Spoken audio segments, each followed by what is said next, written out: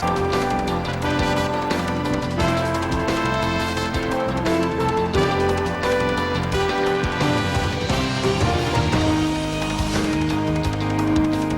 For more information about investing, you may order Nightly Business Report's home video, The NBR Guide to Buying Bonds. This program is available in either the VHS or DVD formats. We are PBS. Funding for local broadcast of Nightly Business Report has been provided by viewers like you and by the following. Safe Corporation, preventing workplace injuries and helping Oregon employers manage the cost of workers' compensation insurance. Safe, on the job for Oregon.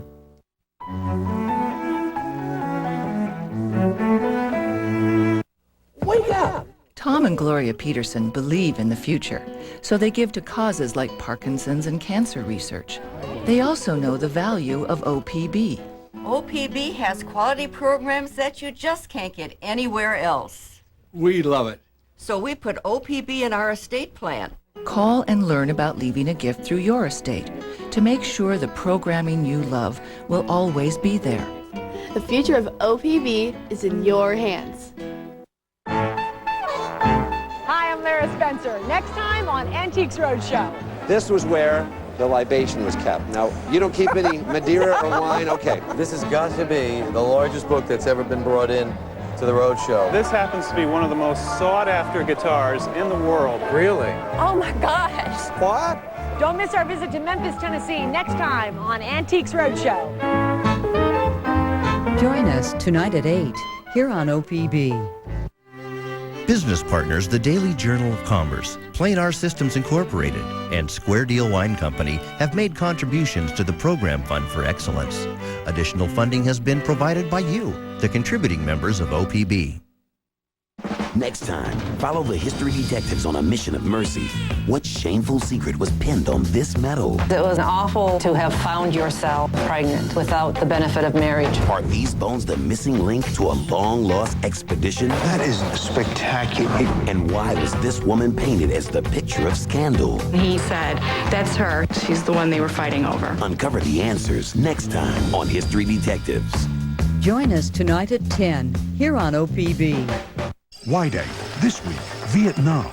A fatal virus has jumped from birds to humans. In Southeast Asia, the first victims are being counted. This is an incredibly destructive virus. We've had patients who have been well in the morning and by that evening have died. If this virus spreads quickly between humans, that could launch a global pandemic of H5N1, killer flu. On the next Wide Angle. Tuesday night at 9 here on OPB.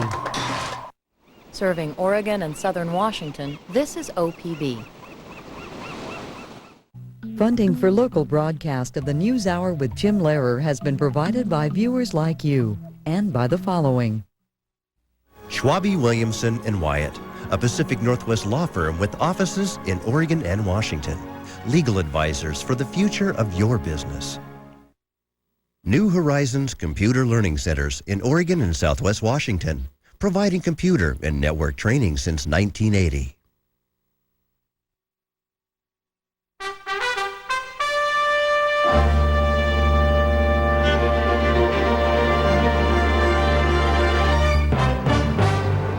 Good evening, I'm Jim Lara.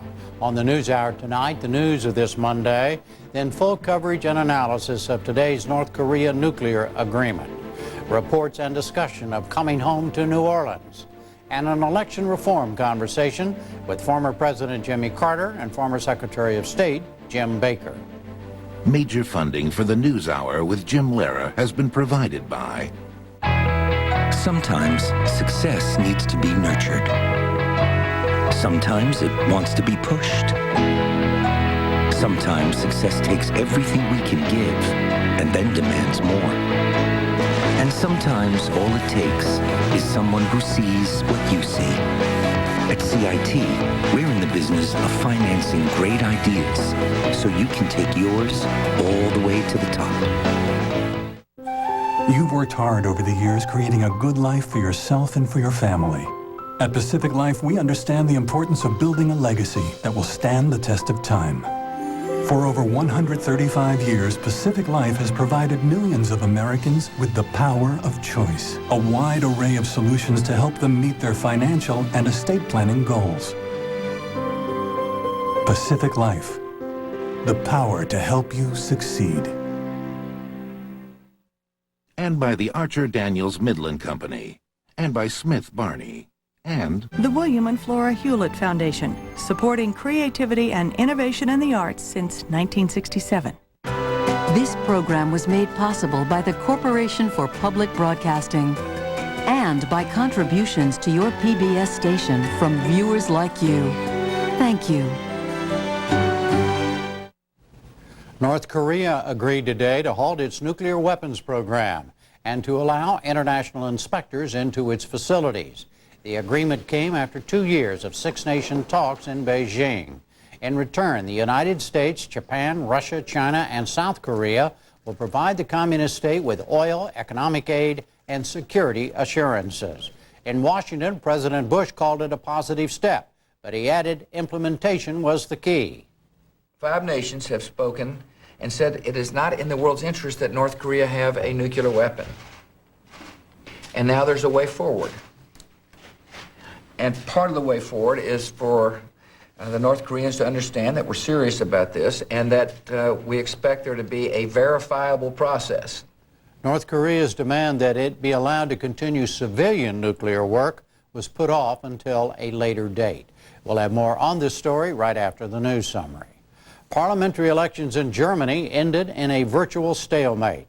In yesterday's vote, conservative leader Angela Merkel's Christian Democrats have a slight advantage over Chancellor Gerhard Schroeder's Social Democrats. We have a report from Juliet Bremner of Independent Television News. Angela Merkel has 3 more seats than her nearest rival, but flowers are about her only consolation. She claims the right to be Chancellor, but voters have made it clear they don't like her package of economic reforms. Technically the loser, but acting as if he swept the board, Gerhard Schroeder refuses to concede defeat. He remains confident that he has a better chance of putting together a government. In truth, the Germans have voted their country to a political and economic standstill. At a cafe in East Berlin, I met some students. They all voted for different parties and all had different ideas about the effect of this stalemate. Now we have the situation where we actually have 2 losers, both wanting to become Chancellor. And I just hope that, the parties will agree on a coalition pretty quickly to resolve the stalemate, and because the last thing Germany needs is a long time of uncertainty. I think the situation now is the opposite of standing still. It's going forward. It will move forward. It's not anymore that you have the 2 big parts of politics. I see a good future for Germany because we're still a very rich country. You still have all possibilities to do here, and so I think that all the young people here will have a future. Whatever the differences, they agree it'll be 3 weeks before they know the identity of their new leader and the colour of their new coalition. The parties must agree to a majority government by October 18th when the new parliament meets. Officials in Afghanistan prepared for a vote count today. Ballot boxes from yesterday's parliamentary elections began to arrive at counting centers. The voting was overwhelmingly peaceful and went ahead in all districts despite a Taliban warning to boycott the polls. Early reports indicated voter turnout at just over 50%. That's down from 70% in last year's presidential election. Car bombs killed at least 7 people traveling to the Iraqi city of Karbala today. Thousands of pilgrims gathered in the Shiite holy city for a religious festival. Elsewhere overnight, a suicide bomber killed 7 Iraqis north of Baghdad. In the capital today, a court sentenced a nephew of Saddam Hussein to life in prison for funding the Iraqi insurgency. He was captured last May. Tropical storm Rita headed toward the Florida Keys today. It threatens to grow into a hurricane by the time it makes landfall late tonight or Tuesday morning. State officials ordered 40,000 residents evacuated from the low-lying island chain. Hurricane warnings were posted for the Keys and Miami-Dade County. Rita's projected path takes her to the Texas Gulf Coast, but she could veer toward New Orleans instead. And late this afternoon, Mayor Ray Nagin suspended his plan to reopen parts of the city. He had invited residents and businesses back to certain neighborhoods, but he said conditions had changed. Rita could become a Category 3 hurricane, threatening the battered city with a storm surge and significant winds and rain. He spoke to reporters in New Orleans this afternoon. This is a different type of event. Our levee systems are still in a very weak condition. Our pumping stations are not at full capacity. And any type of storm that heads this way and hits us will put the East Bank of Orleans Parish in very significant harm's way. So I'm encouraging everyone to leave. We'll have more on the hurricane recovery story later in the program.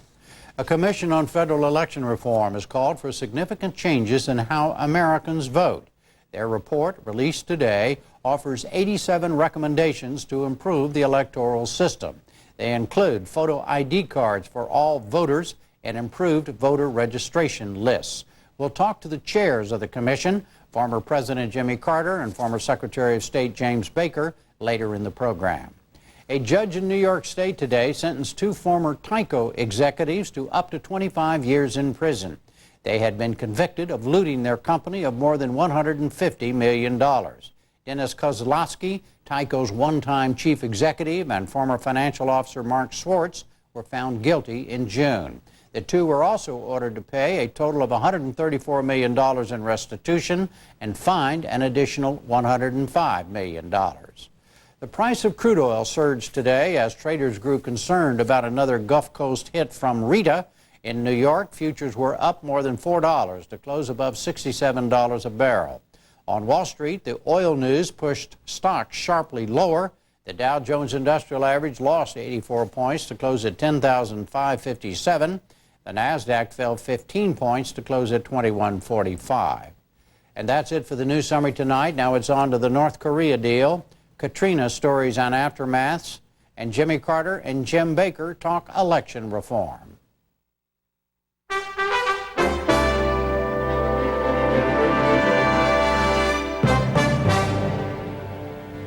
Ian Williams of Independent Television News begins our North Korea story. It was what the Americans wanted to hear. Though the standing ovation the negotiators gave themselves was perhaps as much a sign of relief as it was of success. Agreement at last, after more than 2 years of talks and a bitter standoff over North Korea's nuclear weapons program. North Korea committed to abandoning all nuclear weapons and existing nuclear programs and returning at an early date to the Nuclear Non-Proliferation Treaty. In exchange, North Korea was promised aid and electricity, and the US said it had no intention of attacking the North. The 6-party talks, hosted by China and also including Japan, South Korea and Russia, had seemed on the brink of collapse. Pyongyang's negotiators had insisted that in exchange for scrapping their weapons programs, they'd be allowed to continue a civilian nuclear program. Washington fiercely opposed that, and the agreement fudged the issue, saying it would be considered at an appropriate time. The appropriate time comes when the DPRK gets rid of its nuclear weapons, gets rid of its nuclear programs. We see this, of course, as a voluntary decision by the DPRK to get out of this business, so we do not plan to go out onto the landscape of the DPRK and start hunting for nuclear facilities. We expect those to be shown to us, and we expect to move quickly. This is absolutely in the DPRK's interest. The sooner the better, and I think they know that. There was no immediate reaction from Pyongyang, where the evening news had no mention of the agreement, leading on Kim Jong-il inspecting a new theater. That was followed by rousing songs in praise of the dear leader, who has a pretty patchy record for abiding by international agreements. Verification will be largely down to the International Atomic Energy Agency, which warmly welcomed the agreement and hopes for the early return of inspectors kicked out 3 years ago. I certainly will be consulting with the DPRK, with the concerned parties, and clearly the earlier we go back, the better. The only celebrations on North Korean television tonight were for industrious workers at an iron ore mine. Hard-bitten inspectors looking to return here will know that today's agreement consists largely of principles and targets. The implementation will be the hard part. And Ray Suarez. For more on today's development, we get two views. Jack Pritchard was special envoy for negotiations with North Korea during President Bush's first term. He also handled North Korean issues on the National Security Council in the Clinton administration.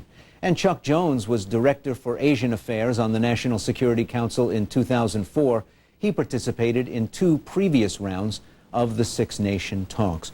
Well, Ambassador Pritchard, these talks were described as fruitless for more than 2 years and always seemed on the verge of falling apart.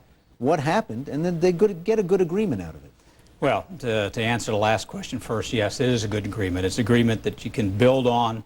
But to tell you that this is the agreement is wrong. This is just simply the principles that will guide the future negotiations that will start in November.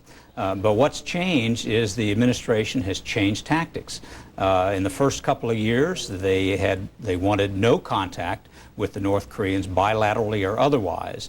When Secretary Rice became Secretary of State, she took it upon herself to try to succeed, and she changed the dynamic. She appointed Chris Hill, the negotiator. He has taken great strides in putting this into a professional dynamic in which there needs to be and has been, under his tutelage here, sustained and direct dialogue with the North Koreans. First, for the first 13 days of the fourth round, and now they've come back for another 7 days to conclude these rounds. You've had 20 days of negotiations in a sustained and bilateral manner under the guidance of the six-party talks. That's the difference, and it has succeeded.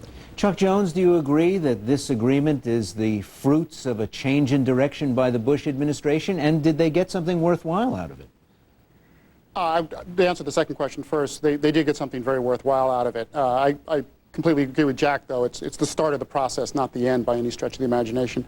But I'm not so sure it was a change in direction so much as a validation of the six-party process that the administration has stuck to from the very beginning.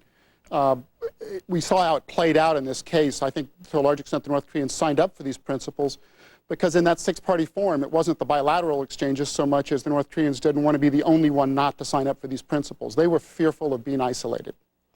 But Chuck Jones, I'm sorry, go ahead, finish. So in that case, I think it's a validation to some extent of the administration's approach from the very beginning of this process. Haven't we been here before, though? Haven't there been agreements with the North Koreans that looked like they had all the aspects that both sides wanted that ended up coming to nothing? Absolutely true. We've had agreements with the North Koreans going back for decades that we thought were going to close this deal. When they first entered the Non-Proliferation Treaty, when they signed the agreed framework, we thought we had the final answer in dealing with this issue with the North Koreans, only to find out that we didn't. So as Jack has already alluded to, the devil is going to be in the details. Are we able to make this the agreement that finally settles this issue and does away completely with North Korea's nuclear capability? Well, Ambassador Pritchard, is there any way of framing this thing in a way that some of the experiences of the past with North Korean breaches can't be repeated? Well, one of the most important points I think we were going to avoid is one of the pitfalls that the agreed framework had, and that was postponing getting rid of the spent fuel, one of the leverages that the North Koreans held over us for a number of years. That can't be repeated. So when the verification takes place, it has to be for a complete removal of all their nuclear activities. There can't be a postponement or a later atonement for something they haven't yet done. Well, the current deal specifies that everything comes out, civilian and military. North Korea starts to apply the Non-Proliferation Treaty again, and then we can start talking about a civilian program. Was that the way to go? Well, that's the principle involved, but you know, what you're going to get is in November when the actual negotiations take place.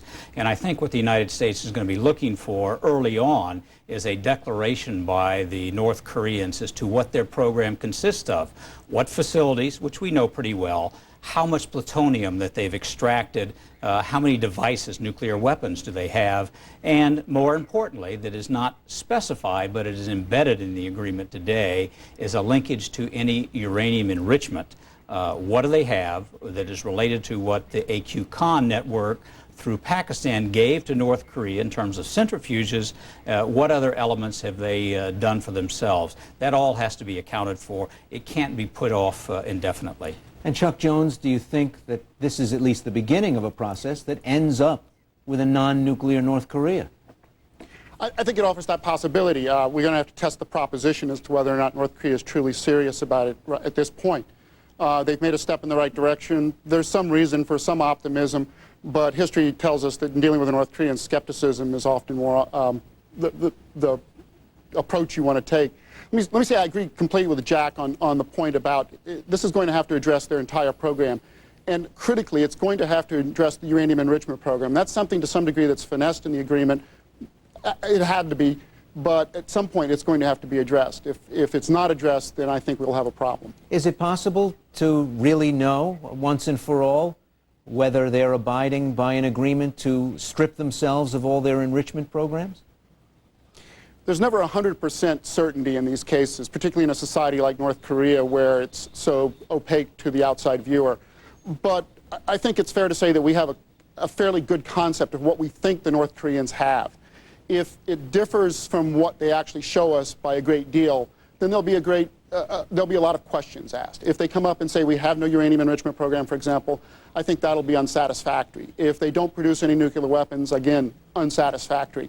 So there may be some discrepancies, but as long as that difference between what they say they have and what we think they have isn't too great, there'll be a certain level of certainty. But there's never going to be 100% certainty, no. Ambassador Pritchard, is North Korea in much worse shape than the last time it had embarked on an agreement like this? Does it have just a weaker hand to play in international negotiations, so that it had to give in on some of these issues? You know, I think there have been different things that have occurred since the 1993-94 agreed framework and what we have now. In the intervening years, we've had a famine that has struck down at the maximum number. Maybe 2 million North Koreans have perished. The North Koreans have moved beyond that. They're doing, from a North Korean point of view, reasonably well, but that's not good. It's insufficient for them. It won't allow the regime to continue on without having access to the international financial institutions, and for them, the way to the IFIs, international financial institutions, was through a resolution of this nuclear question. They weren't going to get there without satisfying the United States and others in the international community. A lot of the coverage, Chuck Jones, has looked at China's role and tried to understand what kind of role it played in the six-party talks. Do you think it moved things along? I think the Chinese were helpful in moving things along. They were helpful in getting the six-party talks started in the first place, and they've been helpful clearly in this round. But the challenge for the Chinese lies ahead in getting a real agreement and getting something that ultimately does dismantle the North Korean nuclear program. But I think the good news here is the Chinese now are vested in this. They can't walk away from this easily without it being their failure as much as everybody else in that room. What about those elements of the Bush administration that really counseled against talking to North Korea, that was very pessimistic about the outcome of any talks? Was this kind of a loss for that point of view and that way of handling North Korea? It's not clear to me who those folks are that didn't want to talk to North Korea in the very beginning. From my vantage point about the DOD and the NSC, I never saw anybody who said we don't talk to North Korea. Certainly there were different approaches on what we should discuss and what the approach should be, but I've never heard the point that we should never negotiate with North Korea. The U.S. has never been unwilling to negotiate. Ambassador Pritchard, same question? Well, I have a different take on that, and I appreciate Chuck's having most recently come off the NSC staff. But to answer your question, I think what you'll find that are those that are opposed to this direction that we're headed, those who will remain skeptical will continue to remain skeptical, and they will be looking for the proof in the pudding, the details. Will the North Koreans, in fact, open up their nuclear weapons program? Will they give us access to everything that we believe that they have. If not, then you'll find that those who are relatively opposed to this direction will speak up, and we'll hear from them again. But go ahead. Let me add that I don't disagree with that point. I mean, it's a difference between whether we talk and have some level of skepticism in our discussions with the North Koreans. I think skepticism is a healthy thing when dealing with the North Koreans, given their track record. That said, that doesn't mean we don't negotiate with them. Certainly, we should approach this with a certain level of skepticism. The North Koreans have a level of burden of proof that they're going to have to fulfill to reassure those other 5 nations. Again, I come back to they're going to have to show us stuff that we think is there to reassure us. Chuck Jones, Jack Pritchard, gentlemen, thank you both. My pleasure. Thank you.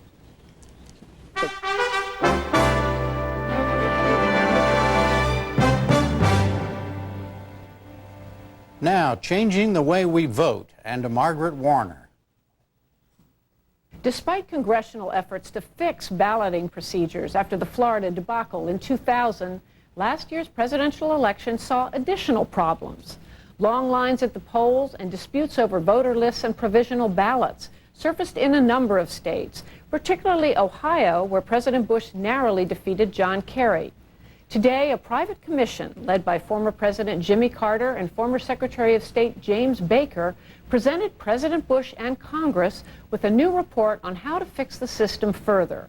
Among the commission's 87 recommendations are calls for standardized photo IDs for all voters, state, not local control over voter registration lists, verifiable paper trails for electronic voting machines, uniform statewide standards for counting provisional ballots, and moving towards the nonpartisan administration of elections.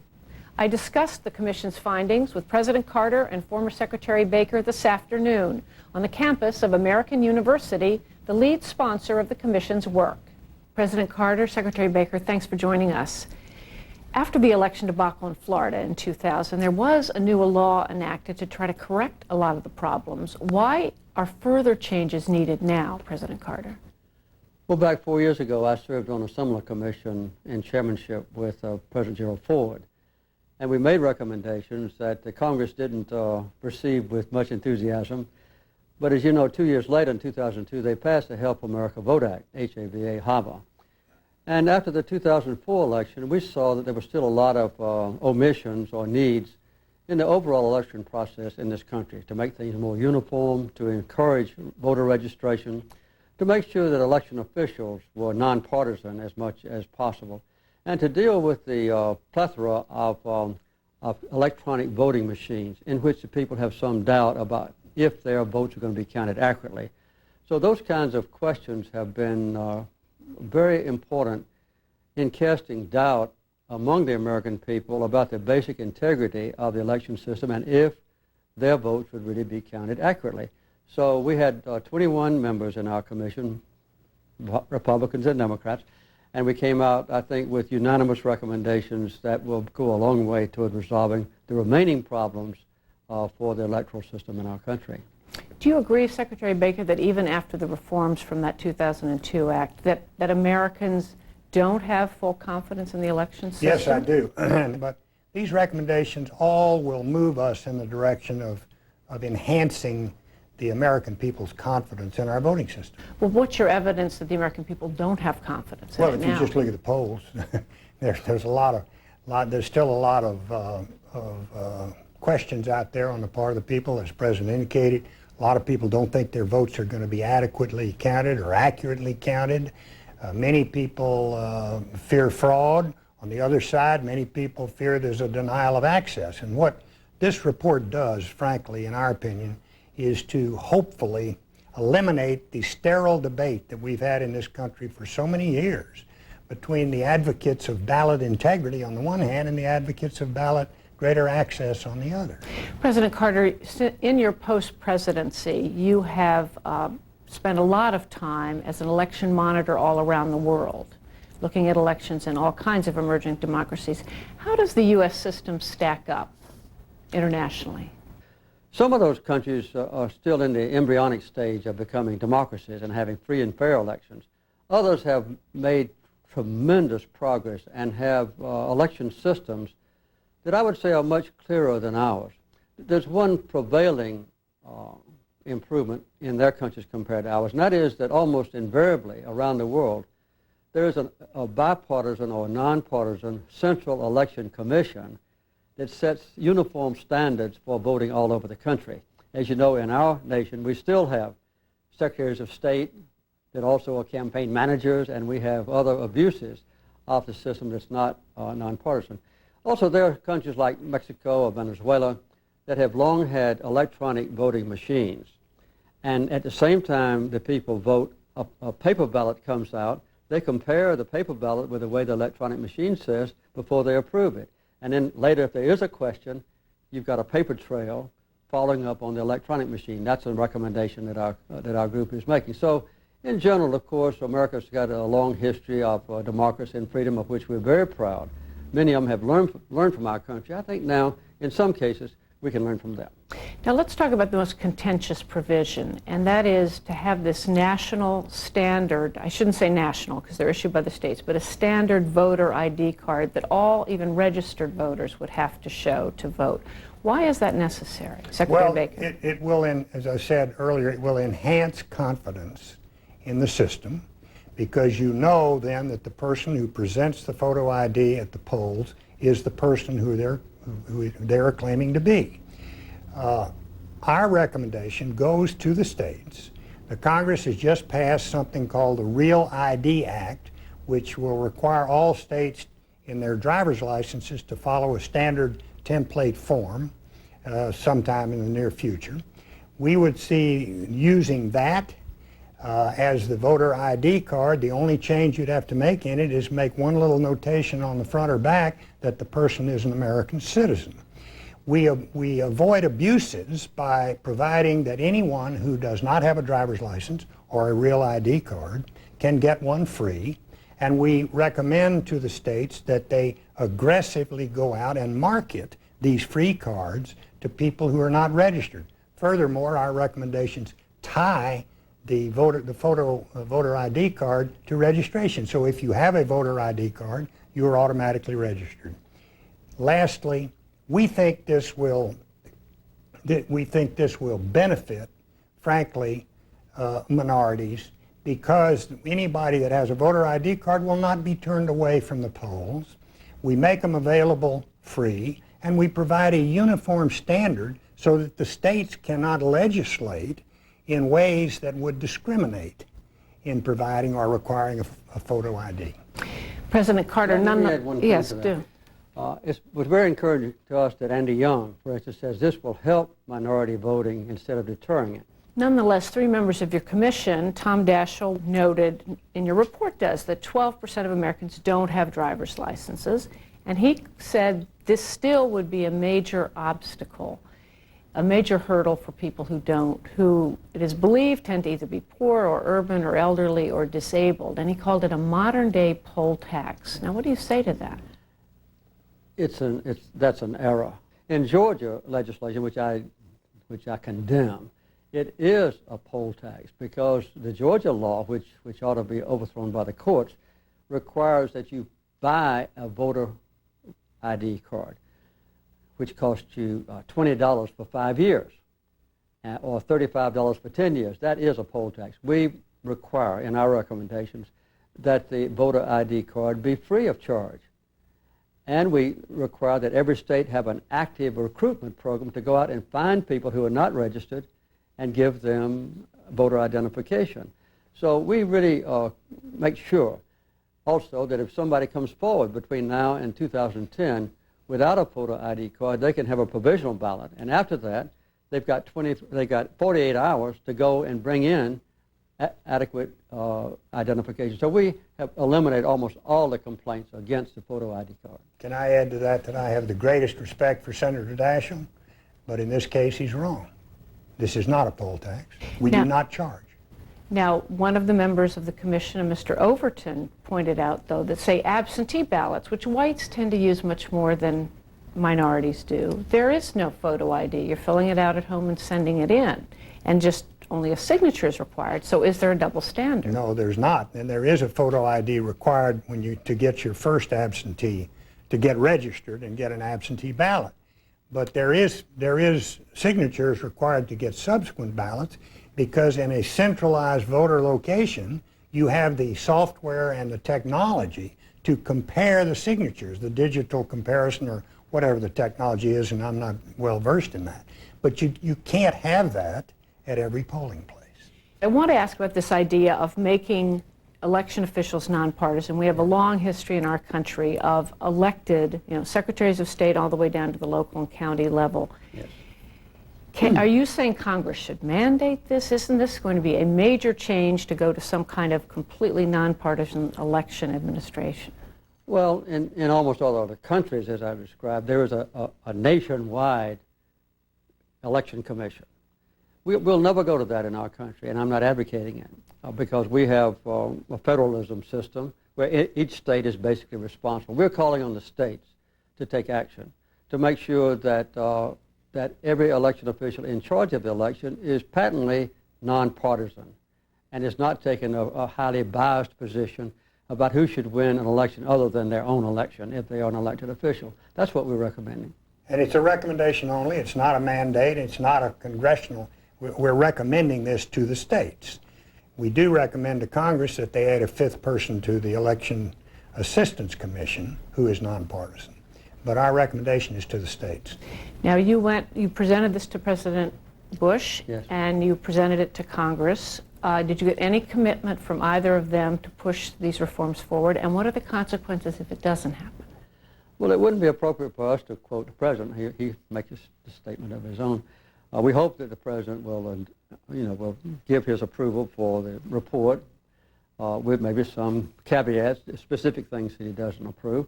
And we hope this will be the same way in Congress. But what are the consequences if nothing is done?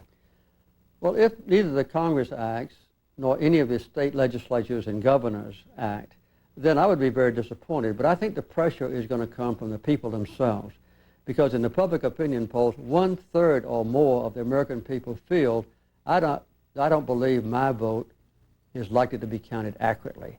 And so the need is so great that we feel confident that collectively the major portion of our recommendations will be implemented. And hopefully, if not implemented entirely, at least that they will receive support from and endorsement by, let's say, the executive branch and some in the legislative branch. And then a final question. You're a Democrat. You are not only a Republican, Secretary Baker, but you led the Republican legal challenge in Florida in 2000. Did that create any awkwardness working together? None whatsoever for me. There are issues in here that President Carter might not completely agree with. There are issues in here that I don't completely agree with. But there's been a lot of compromise in pulling this report together. President Carter deserves a lot of the credit for making sure that this was done on a nonpartisan or bipartisan basis. It was as harmonious a relationship as you could possibly imagine. And I think the fact that Jim Baker and I get along well and understood each other and could speak with some authority for most of the members of our party was a major factor in the other members of the commission reaching a point where every one of them signed a final report. President Carter and Secretary Baker, thank you both. Thank you. We've enjoyed being with you.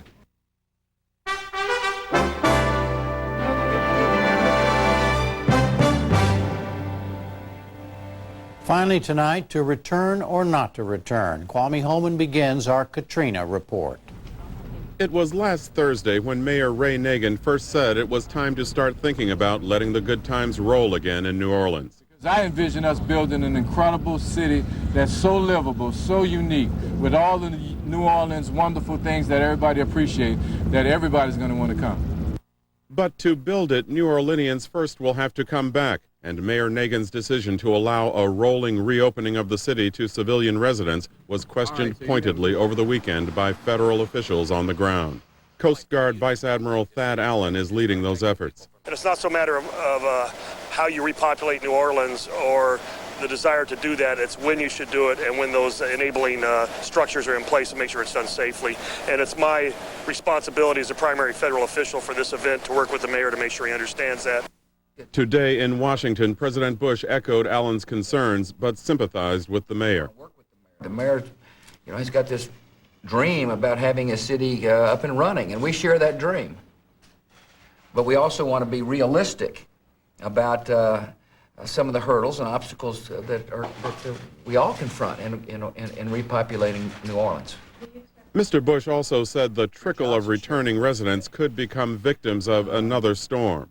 Let me give you a real concern that I think everybody ought to pay attention to, and that is this tropical storm Rita, which now looks like it's going to head out into the Gulf and could track Katrina, or it could head further to the west. But nevertheless, there is deep concern about this storm causing more flooding in New Orleans.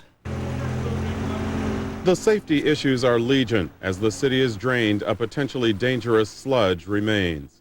You've got cancer-causing chemicals from the petrochemical industry that are in the muck and in the water. I think the decision to bring people back into the city without doing an assessment of how much toxicity is there is just reckless and irresponsible. Admiral Allen again registered his objections this morning on ABC. Our position would be if the public is going to move back into New Orleans, they need to be informed of the risks that they're incurring. Without potable water and a 911 system, the public will not be protected, and we would not recommend anybody go back. Let me just clear some things up as it relates to the recent events with Admiral Allen. This afternoon, Mayor Ray Nagin addressed the dispute with federal officials over reopening the city. I understand the federal government was a little excited about the plan. They didn't feel as though conditions were quite right. But my thought has always been that if we have this many resources in the city working cooperatively, then we can correct just about any situation that was out there. But as Katrina so painfully showed, there is no correcting the weather. So the mayor announced a fresh evacuation of those who've just returned or never left because of the new threat from Tropical Storm Rita. I am hopeful that people have seen the effect of Katrina and they understand the threat of a Category 3 coming right behind Katrina, and that we won't have the struggles in getting people out like we had last time. Before the mayor's reverse decision, Tom Bearden visited some of the people who had already returned to their former homes or what remains of them. Small groups of people began trickling back into the Algiers section of Orleans Parish across the river from downtown New Orleans. This area was one of the few that didn't flood, and most houses were relatively undamaged. Brother and sister Marilyn and Leslie Lombard were throwing away food that had spoiled in their refrigerator and freezer over the last 3 weeks. Along with cousin Noel Banks, they had evacuated the city before the storm and had been shuttling between relatives in Texas and Louisiana. Marilyn Lombard says she was overwhelmed by the generosity of the people she encountered. And I was getting gas, and this lady saw the license plate, and she said, "Oh, you from New Orleans?" I was talking to her, and she's opened her home to us and said you could come and stay with us. She declined the offer, but the woman insisted on paying for her gas. Leslie Lombard says it's good to be home, but wonders about the safety of people returning to areas that did flood.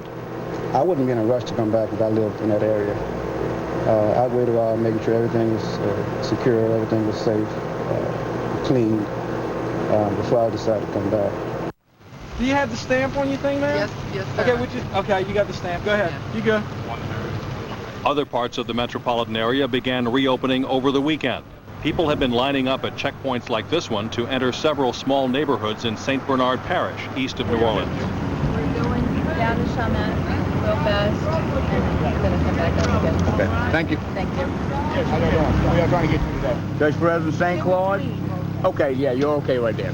Okay, yes, ma'am. Be careful. But some areas remain closed, including Moreau, a residential area that was inundated with crude oil when a large refinery tank split. We're not going to be open until Wednesday or Thursday after we get into this area. Okay? Well, we got the oil spill and everything, and they're still trying to clean that up, so that's why we have this delay right there right now. Okay? Sheriff's Lieutenant Jefferson Lee was commanding the checkpoint. His home was in Moreau. My house was totally destroyed. Everything that I have is gone. Everything that I've worked for in my law enforcement career is gone. Everything. Lee said it was 5 days before any outside help arrived in the parish, and that help came from law enforcement agencies who simply showed up and volunteered.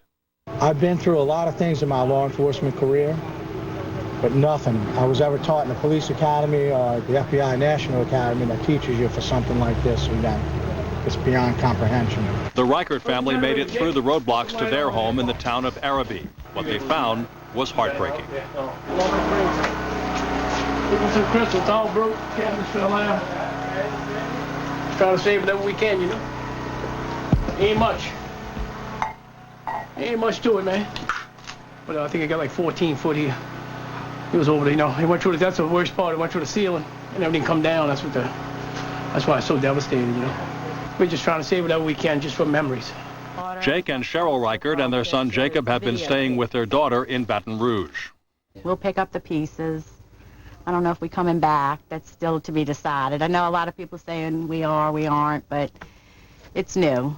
We'll have to see, I think, and take one day at a time and see. And that's the biggest loss with St. Bernard Parish. We have friends who are like family. We're going to lose touch, I think, with a lot of people that you grew up with since toddlers and as adults, and you know, you're just going to be misplaced. It'll be a couple of years before anybody gets back around here. I'm sure. I think they're going to tear all these houses down. I'm pretty sure of that. But we have each other, and that's one thing to be thankful for our family. You know, we all together, and I have to thank God that He spared all our lives. That's a blessing. Material things we can replace, lives we can't. The Reicherts at least have flood insurance. Many others, like Kevin Tubbs, don't. And now he's not sure he still has a job planning conventions at a New Orleans hotel. My wife's pictures that she put in there for preservation, we thought it was going to come down from the ceiling or the windows, not up from the ground. So pretty much all of those got ruined. Leaving his wife and children in Houston, he made the 6-hour drive alone to reclaim a few things from their 105-year-old house on the other side of Arabi. We had to decide if we want to move out of the whole area, you know, stay away for a year or two, or try to come back in. A lot of people try to make that decision. It's a hard decision to make. The house was only slightly damaged by wind, but the water had been waist-high inside, destroying 15 years of renovation work. The neighborhood had never flooded before. Is it salvageable? I think the house itself is, yeah. Cut the sheetrock out and insulation, let it dry out, and then it's going to be the funding that's going to prohibit us from, you know, really getting back in there. Because there's no insurance? No insurance, no flood insurance. It will be some time before other neighborhoods, like this one in East New Orleans, are reopened. Many of these homes are probably not salvageable. For blocks, it's a muddy desert devoid of life. The only sound, the forlorn beeping of a slowly failing alarm inside the ruins of someone's home. And to Gwen Eiffel. The on-again, off-again plans to allow residents to return to the Crescent City is a reflection of the uncertainties which remain 3 weeks after Katrina hit. So what do federal and local officials have to take into account before reopening the city? For that, we turn to Dr. Fred Lopez, an infectious disease specialist at Louisiana State University's School of Medicine in New Orleans. He was treating patients in Charity Hospital after the storm hit until he was airlifted out.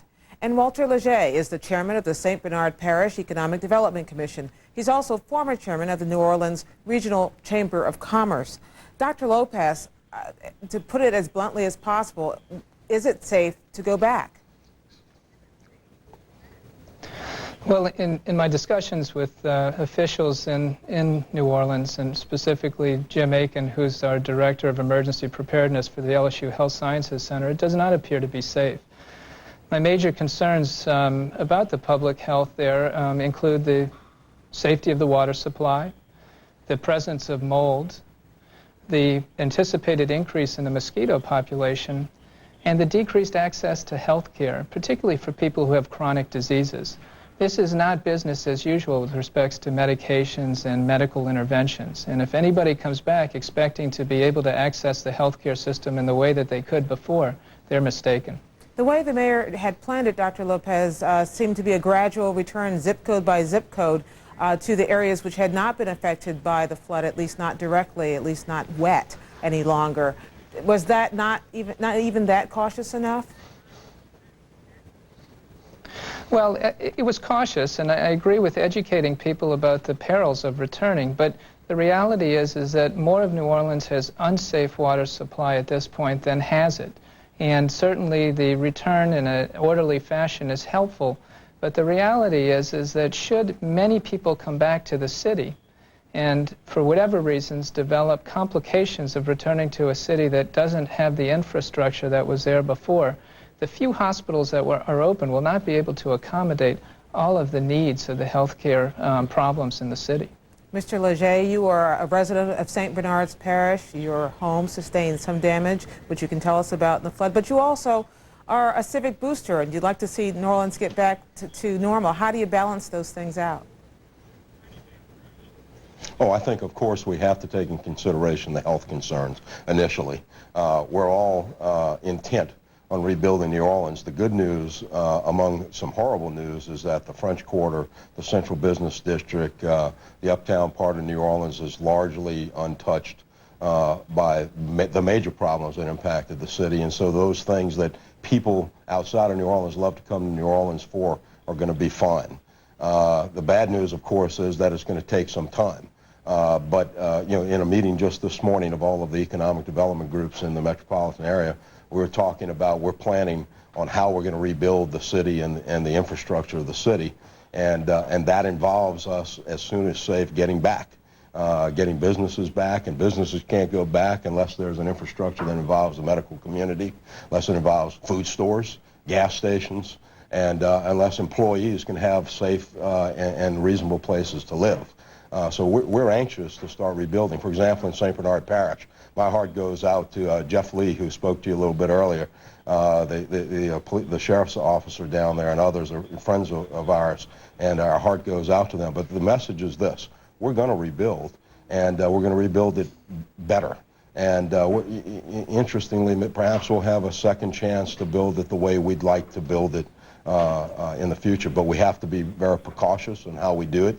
And we have to take our time, and we all want to go back. Another aspect of it is many of us were in Hurricane Betsy 40 years ago, and one thing we learned, particularly in a community like St. Bernard, and it'll apply to the rest of New Orleans that didn't experience it, is once we all start getting back, we'll be rebuilding together, we'll be growing back together, we'll be looking out for each other, we'll be seeing each other. A community like St. Bernard is close, it's family, it's an old community. We're gonna get to rebuild it the right way, and we're gonna get to rebuild it together. The large companies, for example, I can tell you, Mobile Oil Refinery is coming back in their own way, finding places for their employees and building their own infrastructure. Dr. Leger, I want to ask you about the two of the hurdles and obstacles, as the president put out today, which you would be most concerned about, which is the lack of potable water in so much of the area, and also the growth of mold, which we've been hearing about and which we just saw in Tom Bearden's piece. How significant are those as health hazards for people in trying to make a decision about when to come back?